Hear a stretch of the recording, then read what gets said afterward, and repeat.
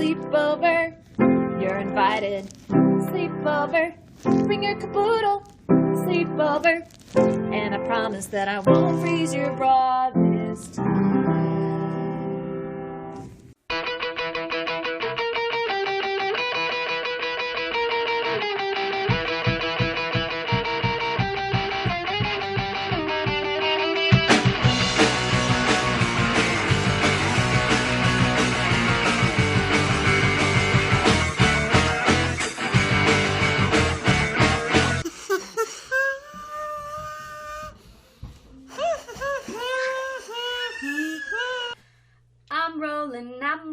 I'm rolling on.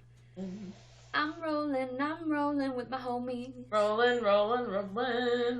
Yeehaw! Rolling.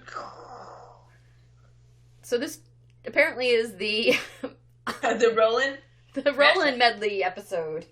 Welcome to the show! Should we maybe start over? Sure. I'm rolling. I'm rolling. All right. Welcome. Rolling. Okay, so we should start over, but with the rolling. You're right. Okay, I like that. Take 3. I'm rolling down the road. This is my load. Rolling. Keep the doggies rolling. When we got the first fancy water slide growing up in Dubuque, they had to have a lifeguard to, tell people when you could go down. The other person was like halfway down. One of the guys was just this insane older guy, and he would sing that song, and you couldn't go until he'd rolling, keep the doggies rolling. Now you rolling with my homies, rolling with my dog. Yeehaw! I don't think that got better. It did. It didn't. Well, welcome to the post-Oscar apocalypse episode.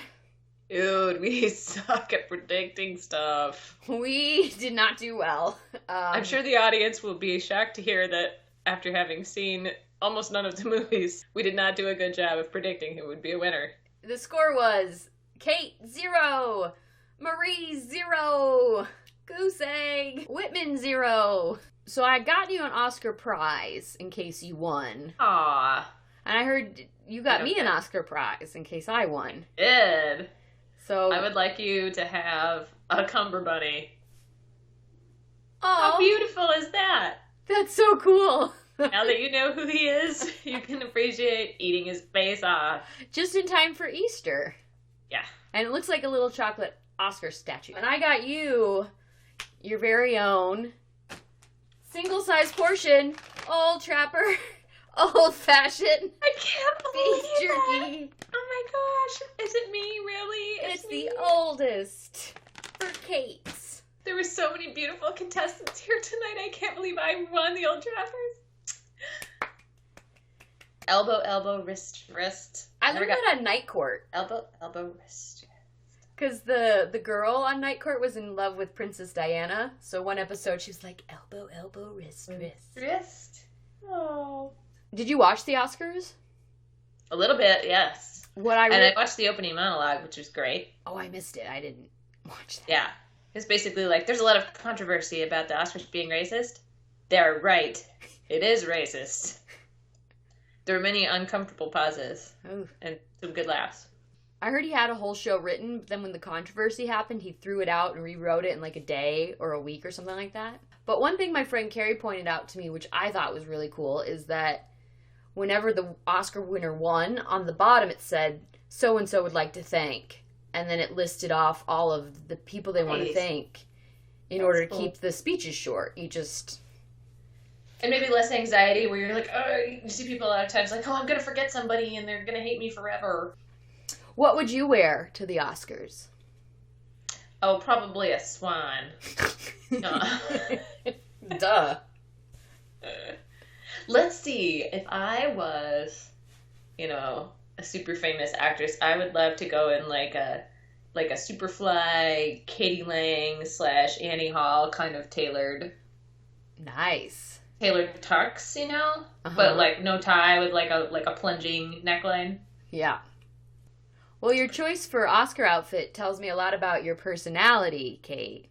Well, in that case, I should probably ask you. I love to ask you questions about your personality. You did. In fact, you gave me a personality test last week. Should we get into... Let me ask you some questions. Yes. I haven't figured out what they determine yet. They just seem like important things to know about a person. This is my fake personality test. What is a fake personality test, though? Well, it's just questions that I feel... Okay, for example. Okay. We're making pudding. Yeah. I love pudding skin. Best part of the pudding. Peter is horrified by pudding skin. And part of me is sort of like, I don't know if we should be, together. Because maybe... Deal breaker. It's so wrong. And it even says on the package, if you put it in the fridge with like some plastic over it, it won't form a skin. I'm like, what kind of asshole would need that instruction? So anyway, first question, no pressure. How do you feel about pudding skin? I'm super middle of the road about it. I enjoy the pudding skin. I think it gives another textural element to the whole pudding experience, but I'm not like you in that it's the best part. All right, what else? What else? Ham salad or tuna salad? Egg? Can I pick egg salad? Egg, well, yeah.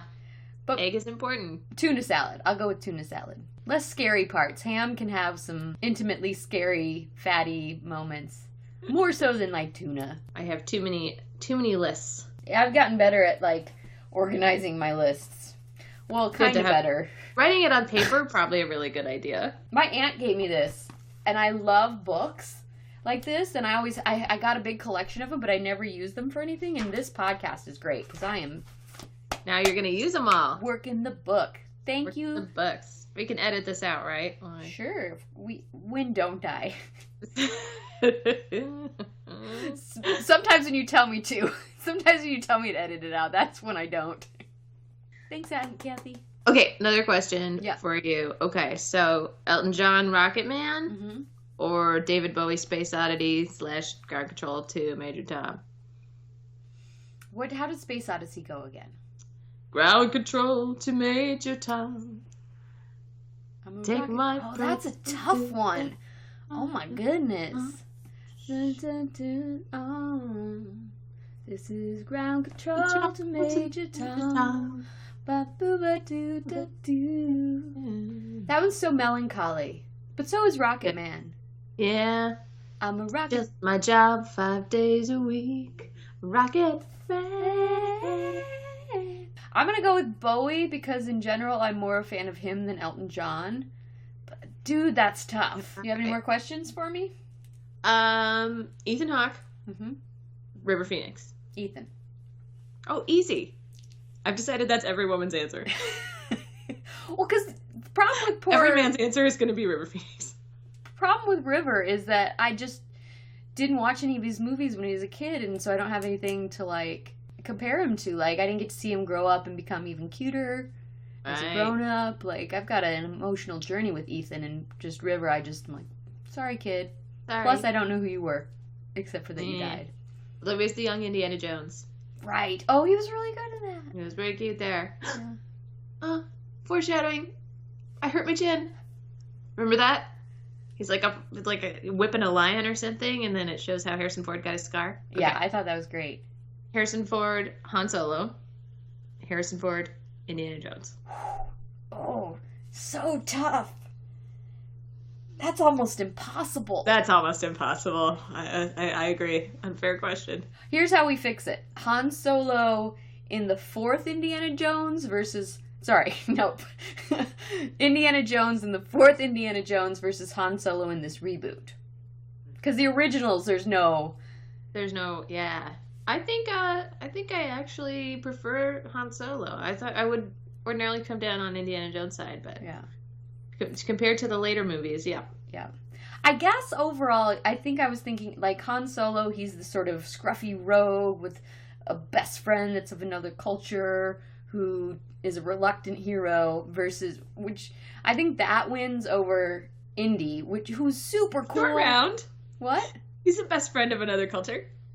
Yeah, and he's super cool, and he, can get into the jungle and get out of it, It's such a tough call. And then Indy's got sort of the Clark Kent thing going when he's a professor, and he's got little glasses. And then when the girl is sitting in the class and she blinks and it says "I love you" on her eyelids. Do you remember that? I do. Yeah, there's no contest. Are there? Dude, there's no choosing. One. There's no choosing. I gotta make the questions be, like, definitive. We should be able to pick. I think that says... We have to. Yep. That says a lot about our personality. Well, one's like a solo shot, and one's like an ensemble film. Right. And I'm thinking about the characters. Okay, Indiana Jones. Because I'm going with Indy, because I'm going to pick. Yeah. And I pick Indy, because that was his star. No Han Solo. No Han. We gotta get off of this question. Okay, so yeah, which one would you want to be with, you know? Then we're gonna come down with Indiana Jones. Oh no, I'm with the space cowboy. Really? Totally. Because I like history. Yeah. Well enough, but a history professor, no thank you. People call me the space cowboy versus Rocket Man. I'm rocketing. And now I need to tabulate the results. Your results will be ready in 2 years. Oh! That was a test of your personality. Easily frustrated. Grumble! For my birthday, I got a DNA kit. I got one of those. My fit. Yeah? But they just keep sending me emails saying, everybody got this for Christmas. It's taking us a really long time to check out your DNA, but we'll be back to you soon. So I can find out the truth. Dun, dun, dun. This one time, I accidentally won a Hispanic scholarship. I was taking the PSATs, and I filled out the wrong ethnicity button. But I won a scholarship about it. Wow. But it was like called the Hispanic Scholarship, and my guidance counselor, you know, my mom worked at the school. She was like, "Marie, are you Hispanic?" And I was like, "No." I was like, "Well, let me check." And so I asked my dad, because he's got... like, maybe there's a hope. I was like, because he's got unknown origin. So I was like, "Dad, is it possible that I'm Hispanic at all?" He was like, "Maybe Native American." When I took the DNA test, I was really excited to find out if I had any Native American in me. Oh. And no. Would you like to? Oh. First, I'm focused on Whitman's birthday. So if you have any ideas for a Mars rover themed birthday party with games. Well, Mars cupcakes, first of all. You could do a ring toss for Saturn. I found a thing for, like, origami space shuttles. So have a hula hoop, you know, and have to first fold it and then toss your thing through. Have you ever gotten 5-year-olds to make origami? Okay, so Whitman enjoys this in that he enjoys bossing me around and then watching me do it. So Grover is the blue monster on Sesame Street with the red nose. Right. You get Mars stickers and it's pinned the nose on the Grover. Because it's a Mars Grover, yes. Pin the Mars on Grover. But I'll hem and haw about that. I'll get back to you on this. Great. And wait, I heard Whitman had a fake personality test. How did that go? Whitman had... Okay, so if you want to know what's going on in kids' head, you should just, like, drive around in the car with them, and then when they start talking, you should say, "What are you talking about?" He was talking about his birthday's coming up soon, but somehow I got the idea that he should have a cat party. At first I thought he meant, like, he wanted to have a party where all the kids brought cats, which seemed like a terrible plan. He was like, no, the party is for the cats. It's not for people. It's a party for the cats. There's a theme song. We're going to a cat party. We're going to a cat party. We're going to a cat party. Bring your cat and something to share. Like, I want to go. There were a lot of rules for the party. Like, each cat had a different role. So he's like, the first cat is in charge of bringing the cake. Right. The second cat is in charge of hors d'oeuvres. Yep. The third cat is in charge of catch your head, which is apparently a game that they play where you, all I could get out of that one was that you go up and you take your paws and you go. Oh, catch your head. Catch your head. Got it. Right? They play that for a while. Whitman knows the word hors d'oeuvres. Surprised me too. Okay. He didn't specify what they were. Sure. But then cat number 4 is in charge of the thing they do, which is sort of like Easter egg hunting, which is like you just go outside in the grass and there's lots of meat. Yeah. And you go find meat. He's got a really good grasp on the life of a cat and what they might enjoy doing at parties. That's what impressed me about it. Like, I think a cat would actually love this party. So. Well, the hors d'oeuvres would be those little, like, meow mix, like the little whatever sausages for cats are. Just get you in the mood, revved up for Catch Your Head. Yeah, catnip to close out the evening. And then you roll and it turns around. into a different kind of cat party. So I had this dream last night, I had this dream a couple nights ago, where my friend was going to drop something off, in real life, my friend was going to drop something off for me the next day. So I dreamt that the night before that he came over and he's like, I brought TLC. And I'm expecting, like, the band, TLC. Instead, it's 3 guys in Cosby sweaters. And he's like, this is Ted, Larry, and Chuck. And they proceeded to do a barbershop quartet version of Waterfalls.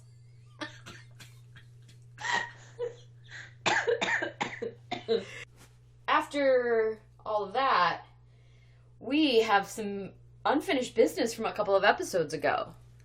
You were talking about the intersection of the poets and the wrestlers in your community. Right. The Venn diagram. And we said, we'll come up with some poet-wrestler names. I think it's about time we brought some of those to the mat. All right. Did you know, fellow Minnesotan woman, that Garrison Keillor's almost done with Prairie Home Companion? There's like one more and then it's over. Oh. This started before we were even born. It was like 1974. Wow. Anyway, I was thinking he'd be a great host for slam poetry. Like the ring announcer. Ladies and gentlemen. Welcome to slam poetry. The wrestlers tonight are some of America's top poets. And they're here to mess each other up. Oh, right. He's about to hit him with a chair. A chair made in Silverton. Home of strong men, stronger women. Oh, looks like he got him on the head that time. Maybe next time. Wow, that was an amazing simile. Came out of nowhere.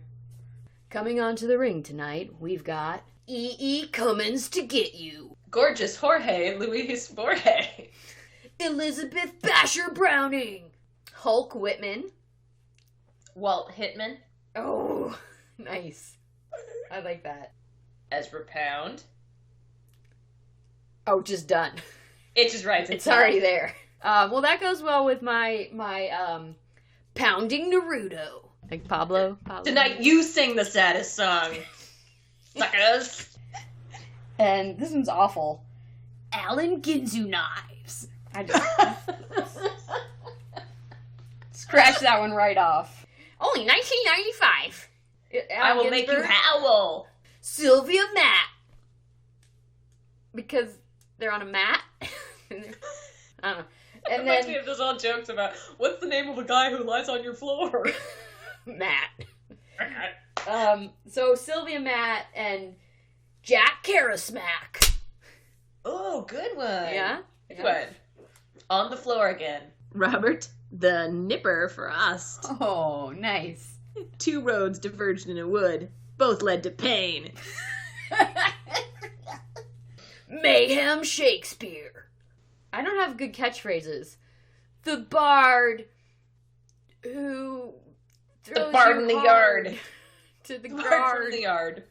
I'm just not going to have catchphrases. Alexander Pushkin you around. Snarls Bukowski. I wanted to do something good for Maya Angelou. Maya's face I blew up. No, I got nothing. Maya Deviloo.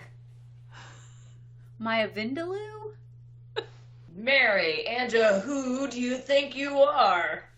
And her signature move, I know why the cage match bird sings. For submission. Versus Edgar the Animal Poe. And then Carl, say my name again. Sagan? Isn't he like an astronomer? Oh. Oh, yeah. Carl Sandburg. Oh, shoot. No, I did Carl Sagan. Sorry. Not quite a poet, but it's a good wrestler name. Oh, well, I've got a couple of non-poets. Oh, yeah? Passed it to my family, and they're like, wait a minute. We can go further. PG, take you behind the wood house? How about Louisa May, I'll cut you in two? Versus Emily, Wither Your Heights, Bronte. So in this one, you have to explain that Tom Bodett is the guy from Motel 6. Okay. Shel Silverstein versus Tom Bodett in a battle to determine whether there are lights on in the attic and who left them on. So Daniel Keyes wrote the book Flowers for Algernon, which is about a guy who, like, is mentally handicapped and then he gets smart through a treatment, then he goes back to not being so smart. Oh, it's very heartbreaking. Yeah. So Daniel Keyes versus V.C. Andrews to determine if the flowers in the attic are or aren't for Algernon. J.K. Rowdy, which means J.K. Rowling, versus Harper Lethal on whether it's okay to kill a mockingbird. And I think... So, J.K. Rowling wrote, under a pseudonym, she wrote a book called, like, The Cuckoo's Calling a couple years ago. Obscure! I was waiting for a Harry Potter. Yeah. Woo! Harry Potter thing. On the subject of wrestlers, poet wrestlers. Yeah. There was I was trying to come up with, like, good wrestler adjectives because I couldn't think of a bunch. I found this website, What's Your Wrestler Name? And Kate, you're Nigerian Satan. I'm the I'm the ubiquitous reaper. How do you say that word? Ubiquitous? There we go. Yeah. Your husband is the voracious badass. Whitman is Duke Swarm, which I love. And Carl is the master bomber. Well, I feel intellectually stimulated, and now it's time to become politically stimulated. Oh, boy. Kate, I took a page out of your book. I went to a caucus. Yay! I'd never done it caucus. Before. Raucous caucus, raucous caucus. Why do I feel like maybe it wasn't quite so exciting on Super Tuesday? It was different than your caucus. Your caucus seemed to be more of like a wrestler throwdown event match, and mine was a little bit more like this. So, I woke up this morning and found out that today is caucus day in Minnesota, so I'm going to caucus. Now, I don't really know who I'm going to caucus for. I guess I, in general, run a little bit more to the side of the Democrats. I was thinking about going to the Republican caucus and voting against Donald Trump, who the only benefit to him being president, as I can see it, is if we can get him into office and get him to be impeached by saying, "You're fired." Other than that, he seems pretty extreme from the little bits I've gleaned from his talking about stuff. So I'm going to go Democrat, but I just don't know. Maybe they'll talk me into something when I get there. I mean, I know Kate's super Hillary, so I might just solidarity sister. But University of Wisconsin says Bernie's going to win, so I might just want to be on the winning team.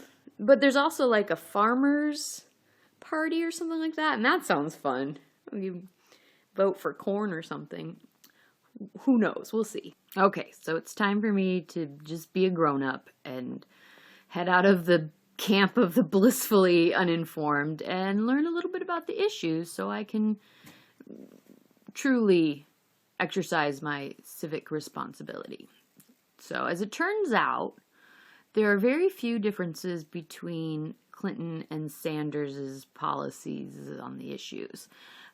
Minimum wage, Hillary wants it to be $12 an hour, Bernie wants it to be $15. When it comes to health care, Hillary wants to leave Obamacare in place, cap out-of-pocket charges for prescription drugs at $250, place restrictions on drug advertising, and she calls for allowing the government to negotiate prices with pharmaceutical companies. Now, Bernie wants to allow Medicare to negotiate those same drug prices. He wants to replace Obamacare with a single-payer healthcare system. He wants to restore prescription drug discounts for seniors and allow drug imports from Canada. Hillary is pro-allowing victims of gun violence to sue gun manufacturers, and Bernie's against that. Hillary wants to reclassify marijuana as a lower drug classification, but does not support legalization. And Bernie supports states' right to legalize marijuana without federal intervention. Hillary wants to protect Social Security, and Bernie wants to expand it by raising the marginal income tax rate. Hillary's got a lot of plans for college affordability, $17.5 billion grants to states to invest in higher education, lowering interest rates on current and future loans, eliminate federal government profit on student debt repayment, expand low-interest grants, supports no-loan tuition and free community college. And Bernie wants to make all public colleges tuition-free by taxing Wall Street speculation and to eliminate federal government profit on student debt repayment. Oh, that's just like Hillary. Hillary advocates for a strong U.S. involvement to defeat ISIS, but does not support deploying ground troops. And Bernie's all like, yo, it's up to the countries and the region to deal with them problems. Okay. Hillary wants to support training Syrian rebels to fight ISIS, and Bernie doesn't. And Hillary's down with maintaining troops in Afghanistan, and Bernie wants to get them out of there. So that's pretty much the differences in their policies. So I learned a few things from Kate's experience. It's going to be long, and I'm going to get hungry. So I got something to do and something to eat. And since I'm still hemming and hawing over some of the issues, I figure if anybody has cookies, they got my vote. I think I'm just joking. That seems like a bad way to pick a candidate. But I might not be joking. I might vote for cookies.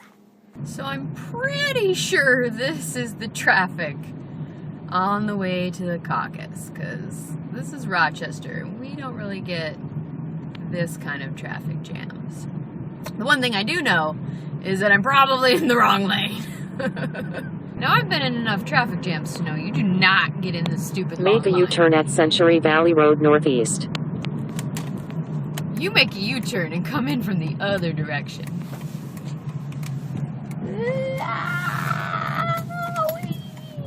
Oh no, I shouldn't think this is funny, but there was a car accident right in the middle of the intersection for people trying to go to the caucus.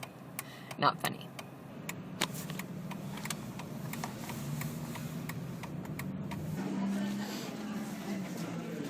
One, two, three, 4, 5. So is there any Questions? Any- Resolutions need 60% to pass. 61 for Hillary, 81 for Bernie. So overall, we're in favor of Bernie Sanders. Yeah. So, my caucus seemed to be a little bit different than your caucus, Kate. I just spent an hour and a half in a room. They were debating superdelegates for like 20 minutes. And, I mean, it seemed like a lot of people just went in, cast their vote, and left. And I kind of wanted to do that, but I also figured I better stick around, see what happens. And Bernie won my room, like 81 to 60, so... But my room was just like one neighborhood, so I don't know what Rochester's vote is, let alone Minnesota's. But Rockets Caucus! Ah! Oh, and there wasn't any time to eat my fruit snacks. Well, my group seemed to take the longest. This road was packed when I got here. Which just reminds you of how much boring stuff the parties do all the time. I really that wish nobody else wants to do. I really wish I just put my little vote in the ballot and left. But this was for you, the viewers. For so you. we can get an insight into the political system. Yeah. We gotta be starting stomping. Got to be starting stomping. Got to be starting stomping. Something in the way she moves attracts me like no other caucus. The caucus. I'm sorry I wasn't more excited, but good for you for doing your bit for the show. Oh wait, for America. For America and the show. Mostly you guys. For the show. Mostly for you guys. No, but it was about time I took my head out of the political sand and knew a little something about what's going on in the country.